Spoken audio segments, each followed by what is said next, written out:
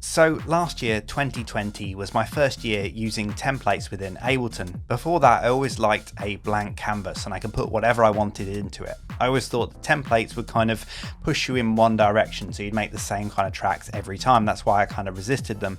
But last year I did come up with a 2020 template, and that was meant to really kickstart making tracks rather than actually push you in a certain direction. So more of a helper kind of thing. I did a video on that last year and I'll link it up there. But that template I've been developing ever since. I've been kind of adding to it, stripping stuff away and seeing what works. And in this video today, I'm going to go through my 2021 template. Now my 2021 template is really a refinement of my 2020 template. And that I actually gave away on my Patreon page. If you want to get hold of that, I'll put a link in the description below. That's now on my Gumroad account. But this new template is kind of been completely redesigned to fit in with my workflow. There was a whole load of things that I realized didn't kind of work. And the first thing you'll probably notice straight away is that it's so stripped back when you open it up. I kind of noticed that when I was coming to make a track or do a remix, I'd need to drop in a whole load of stems, especially on a remix. So I wanted all this space to be able to just drop stuff in. That was really important to me. So all of my groups at the top here are all minimized and I can just get into them whenever I want to. So this brings me on to the grouping. I've actually got 6 groups within here. I've got a MIDI group, a drums group, which actually has a tops group within it as well, a bass group, music group, vocals, and effects. Now the reason I've done this is because when I've been doing engineering recently, a lot of mastering houses will like to do a stem master, and it will be a 5-stem master. So you're talking your drums, your bass, your music, your vocals, and your effects. So having them all grouped together just like this makes a whole load of sense when I want to bounce that kind of stuff out. Now I know Ableton has the ability to export stems, but that's every single stem or just selected ones. With this, I kind of wanted to be able to easily just solo the drums and then export them and do things like that. So that's why I kind of grouped them all together. Also, in my own head, it actually makes a whole load more sense. So let me take you through these groups because there's a whole load of things within it. My first one is the MIDI group. This is at the top, and this really is all about ideas. This is where I kind of come up with most of the ideas. So I have Scalar on one track, I have Riffer, and I have Chord Jam. So these are all about generating MIDI ideas. So I've got Scalar set up here, ready to kind of come up with any kind of chords or progressions. I also then have Riffer in here as well. Riffer, if you haven't seen it yet, I've did another video on this, and this is great for creating bass lines and creating melody patterns. Basically uses randomization along with a whole load of parameters that you put in there. So you give it a key and a scale, and you kind of hit random and it will come up with a random bass line or melody line based on that chord and keys. And that's kind of why it's in my template, because it's like a kickstart for ideas when you're kind of maybe lacking them at the start of a project. Now a new addition within here, and the reason I've kind of delayed doing this video, is Chord Jam. I did a video on this just the other week, and this one has just been released. It's by Audio and Modern, and I've actually been testing it for a little while, and that's why it's been in my template for quite a bit. But obviously I couldn't do this video because it hadn't been released. So that's why I've got this within here. Now, you probably would ask, why have I got Chord Jam and Scalar? Because they kind of cross paths, they kind of do very similar things. I think because sometimes I'm really kind of writing towards a song, which often I will go for Scalar because that's good with the progressions. However, Chord Jam, as it kind of the name kind of suggests, it's all about jamming. So sometimes when I'm playing around, it's kind of nice to just activate Chord Jam and start playing around on my MIDI keyboard with coming up with ideas, because that's where it can really kind of shine. So if you want to see more about that, as I say, check out the other video on my channel. I did a whole kind of deep dive as to how I use Chord Jam. I really love that.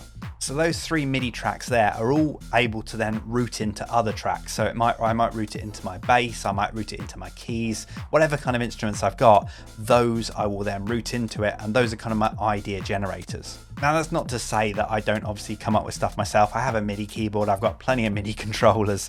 Just sometimes I like using those as a kickstart to get ideas going. Next up, I have my drums group. Now, as before, this is kind of separated out. So I have my tops group and I have my kick separate. So it's kind of, I like to process the kicks separately, and then I have all the tops. So that would be my claps, my hi-hats, any percussion, anything else like that. Anything that's not a kick is basically in that tops group.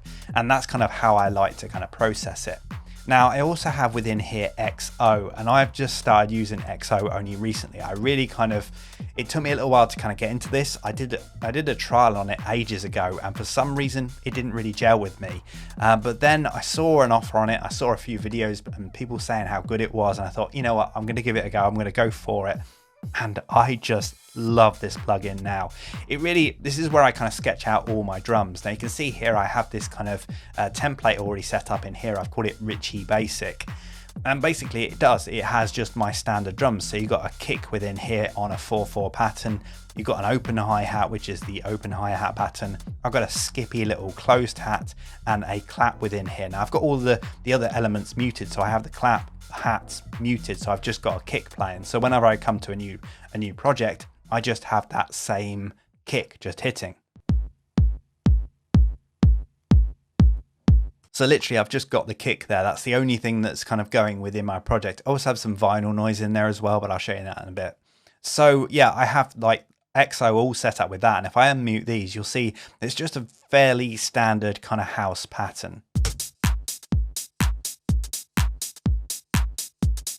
I've also deliberately not picked my favorite drums because I want to go in every time and start tweaking these. So I will go in and start tweaking the kick or whatever.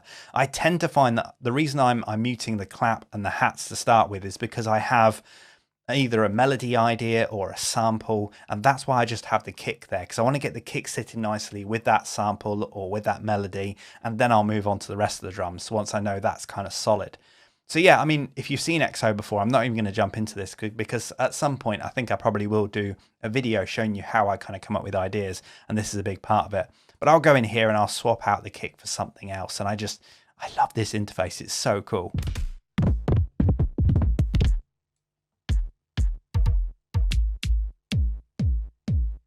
It's such a cool interface. I don't know why I didn't quite get it the first time when I was trialing it out, but now I definitely do, and it is my go-to for beats. I absolutely love using it. So that is kind of, that's XO, and I actually have that rooted up in kind of a very specific way. So I actually have the kick coming out on its own channel. So I've got an audio channel here for the kick.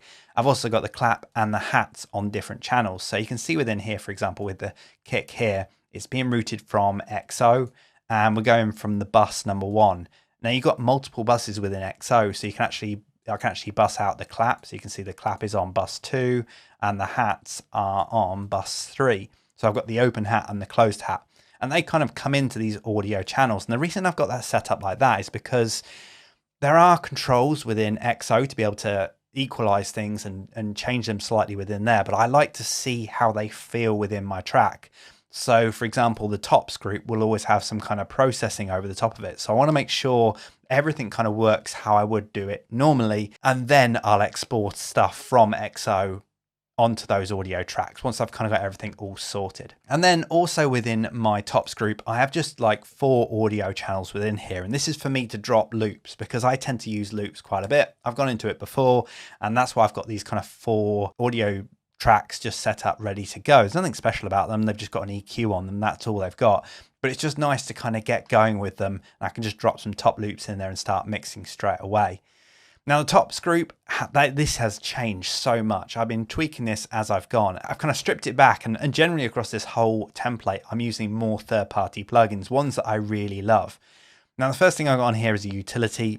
I have a utility on pretty much every channel because I might want to do some automation of some sort, or maybe some gain staging, whatever I want to do. That's why I've got a utility on there. Next up is a new plugin, at least a new plugin to me. It's one I haven't used before, but now it's on pretty much, it's always on my drum. This is the Vulf compressor by Goodhertz. And honestly, this has got such a great sound. It kind of emulates that Roland 404 kind of sound, that really kind of crunchy old lo-fi kind of sound. It's not a cheap plugin, but honestly, it sounds so, so good. And at some point, as I say, I'm going to go through and do a video where I show you how I make an idea with this template. So that's always sitting on there. I also have Trackspacer on here as well. Now, Trackspacer, again, is another plugin that I did a video on. If you haven't seen it before, it's like a sidechain, but a more intelligent sidechain. So it kind of just ducks the frequencies that it should do. So the reason I've got this set up is this actually will duck the vocals. So I have my vocals group going into this, so that whenever the vocals hit, it will take down the frequencies of the vocals in the top drum so they don't clash basically. Now I have it set to 0 because I don't want things to be already set to certain values. I want to kind of dial it in, but it's here sitting ready to go when I want it to. Now the reason I have this is because I've been working with a lot more vocals recently, and actually having the tops jump out of the way of the vocals actually makes the vocals pop through a whole lot better. And I find just small amounts of this works really, really well. So that's why that's always on my tops channel. And then on the main drums group, I don't have anything on there at the moment. Sometimes I will put something on there, maybe an auto filter or something if I want to do some automation, but generally I don't have anything on that drums group altogether. Next up, we have the bass group. Again, the bass group has actually got nothing actually on it. It's purely just for grouping all the bass together. Now, usually I will only have maybe one, maybe two basses. Usually I kind of actually just have one bass. But the reason I have the bass group is because often I will have a kind of call and response between two basses. So one will do one thing and then another one will do something else. They kind of jump between the two, and that kind of gives that nice variation. So on the bass channel here, I have just an operator. This has just got a sine wave and it's just ready to go. All I need to do is just arm it and then I can start playing it on the MIDI keyboard. The reason I've got operator in there is just to have some kind of sound to work with. And the sine wave is obviously a good way to kind of create a sub bass. So I can even get just some basic bass ideas into there just with the operator, and I will switch it out at some point. I might tweak it, I might come up with my own preset, but generally I probably will just find another instrument or another patch of some sort and put that within there. Now I've also got a Neutron 3 within here. I love Neutron 3. I run the mix assistant on pretty much, well, most things within here, anything that causes me issues, because it can then kind of tweak it and make it sound a little bit better. And then I also have LFO tool, which is my ducking tool, so my sidechain tool. You must have heard of this before. I've gone on about it so many times, but that is always in there. And I have these turned off. You can see I've got these bypassed. As I say, this template is all about having everything to hand, but nothing that points me in a certain direction. So I haven't got anything set up as default. All of the patches within here are just standard patches. They're just there to kind of come up with the ideas, and then I tweak from there. So that's kind of my bass channel. I've then got a music group, and the only thing on the music group is actually the Trackspacer, and this is doing exactly the same as on the drums group. So the whole point of it is to sidechain the vocals. So I might have keys in my mix, I might have some piano, and there are certain frequencies that kind of cross over with the vocal that can kind of mask the vocal so you can't really hear it so well, and that's why I use Trackspacer on here. Again, it's all set up for the vocal channel, but I've actually got it at 0 and I'll kind of dial it in as I need it. I want to make sure that it's there when I need it, but it's not got any kind of preset on it. So on my keys channel, I have electric, which is the standard electric instrument you have within Ableton. It's that nice kind of electronic piano kind of sound. Really, really love it. For a stock instrument, I just love it. That's the default patch, and I kind of tweak it from there. And honestly, that's worked its way into so many different tracks of mine. I've got it on that channel. I've got it as an instrument on that channel because usually I want that kind of warm Rhodes-ish kind of sound, at least to kind of come up with some ideas or some chords. I get a nice idea going quite quickly. I then have Neutron 3 in there, which again is all about kind of EQing and compressing and everything else like that. And I probably will use the mix assistant for that. And then I also have the Tal Chorus. Now this is a free plugin, a free chorus plugin, but honestly, I use this on the electric device so much, and it really transforms it from chords that sound a bit like this. And then if I activate the chorus, you get this lovely kind of washed out kind of sound. Again, it just transforms that electric instrument, and you'll be surprised at how many of my tracks actually have that sound in there. And again, I also have the LFO tool in here. I generally don't have this ducked as much as the bass, but I do actually have it in there because usually with the keys, the chords, they will be kind of prolonged chords, and I just use that side chaining just to make it fit within there a bit more. So Again, that's all set up, but it's bypassed just in case I need it. It's there. Next up is my vocals group. Again, there's nothing on the vocals group. And in fact, all I've got in there is one single audio track. There's nothing else in there. Even that vocal track has only got an EQ on it. It really is just there as a placeholder. I just have it within there just in case. I'm always going to have a vocal and I don't know what I'm going to do to that vocal. I don't know how much processing it's going to need. I don't know whether it's going to need compressing. I don't know whether it's going to need gating or anything else like that. And I don't want to load anything on there that I might not need. So the only thing I really want on there is just a standard EQ8. I might even switch that EQ8 out with a neutron EQ, for example, or even neutron itself. And then next up we have the effects group. Now usually I have a vinyl sample in here. Now I do already have a vinyl sample in here. And I did say that I want to make sure that I'm not using the same things every time, but this is just vinyl noise. And yes, I might change this out for a slightly different tone, so maybe a different sample of some sort.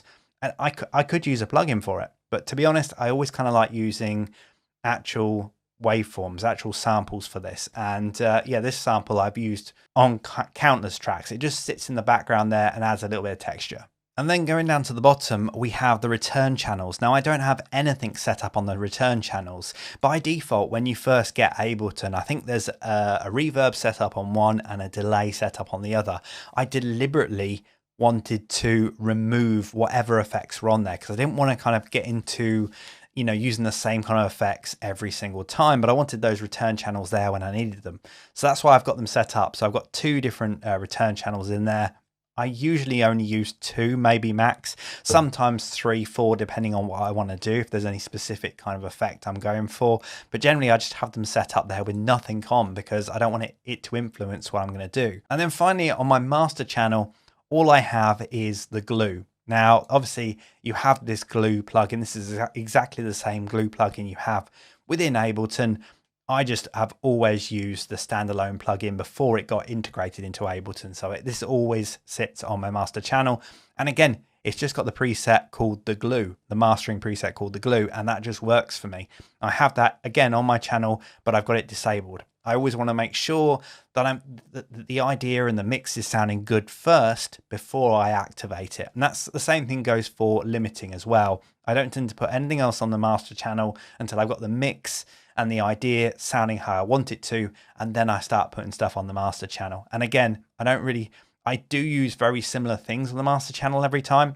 Probably the glue, an ozone maximizer maybe, but generally I don't master myself. So really the only thing that ever stays on the master channel is the glue. So that's my Ableton 2021 template. It is just a refinement of that one that I did last year, but there are a whole load more third-party plugins in this one, which is why I'm not going to be giving it away because, well, you're probably not going to have those plugins and there's not much point really. So at least you can kind of see how I've got it all set up. And this is kind of a template that's evolved as I've kind of needed to change. So I've kind of tweaked it almost with every single project that I've done. I've tweaked that template and then resaved it. So this is kind of a real refinement. It's something that I've been working on for quite a while.